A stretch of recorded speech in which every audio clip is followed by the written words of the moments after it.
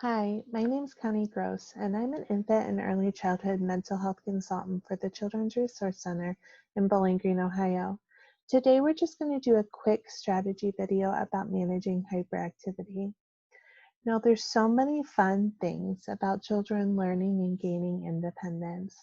But one of the things that's typical for young children is for them to maybe be what people might call a bit hyperactive.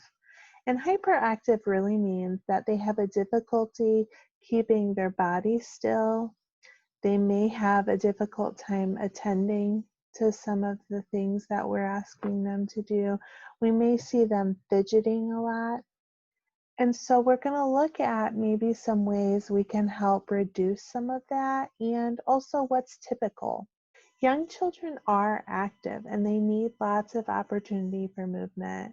So toddlers, preschoolers, young elementary children, they need a lot of opportunities to move their body.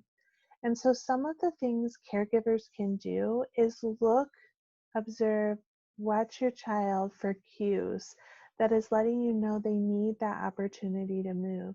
This could be in the classroom with the teacher kind of noticing that kiddos are getting squirmy and need to maybe just take a brain break, get up and move around a little bit and then go back to the lesson.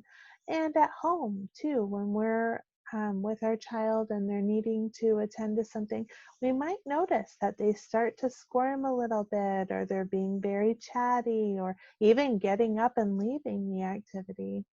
Taking those cues seriously and giving them the opportunity to get some physical exertion out so that they will be better able to attend when they come back. Another thing adults can do is model a calm, attentive body. Children are always watching, right? And so when we're expecting a child to sit maybe or remain quiet, we want to try to do the same for them. So modeling that behavior that we want to see.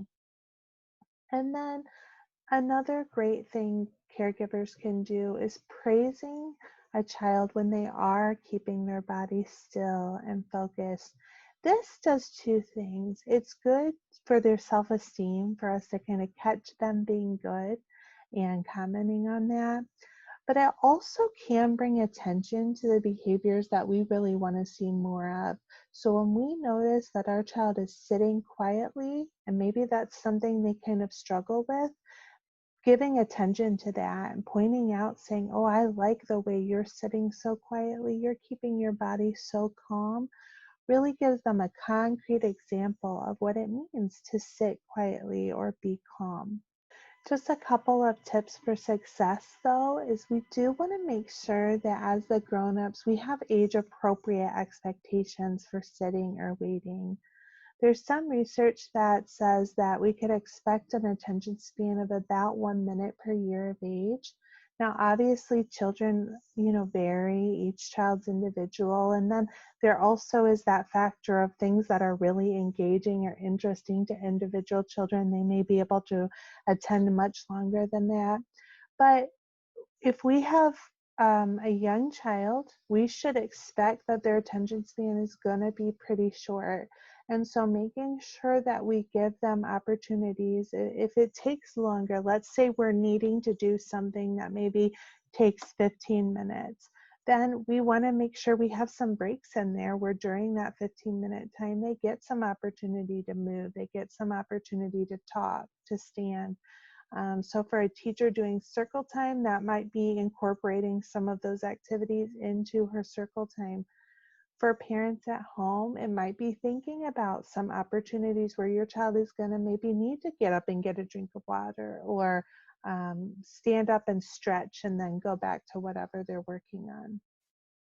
It's also important that the grown-ups are able to evaluate the environment and try to reduce clutter and stimulation if we're noticing that our child's frequently distracted in that environment, or we're noticing a child's frequently distracted in an area of the classroom.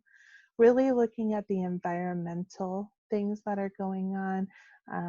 For kiddos where there's maybe lots of clutter, Maybe they're all things that we want to keep and they're all important, but when there's lots to look at, it's easy to kind of get distracted from the thing that we should be focused on. So, especially if we have an area where we're trying to maybe let them work on maybe some school skills or homework or an area that we're trying to teach them new things, we want to try to have that as clutter free as possible and not tons and tons and tons of things to look at and get distracted. So, providing an area that can help them be calm and focused on what they're engaged in. The last thing I would say about this is that for parents, if you have additional concerns past, maybe you try some of these strategies and you're still concerned about some things, talk to your pediatrician about your concerns. Pediatricians oftentimes can help us kind of find that gauge of what is typical behavior for this child's age and maybe what is a little bit more than typical. We have tons and tons of resources for caregivers on our YouTube channel, the Children's Resource Center, so check us out there. We also have a Facebook page where we post daily resources for caregivers. And for more information on the topic I talked about today, check out the Behavioral Challenges in Early Childhood Settings by Connie Jo Smith. Thanks for watching.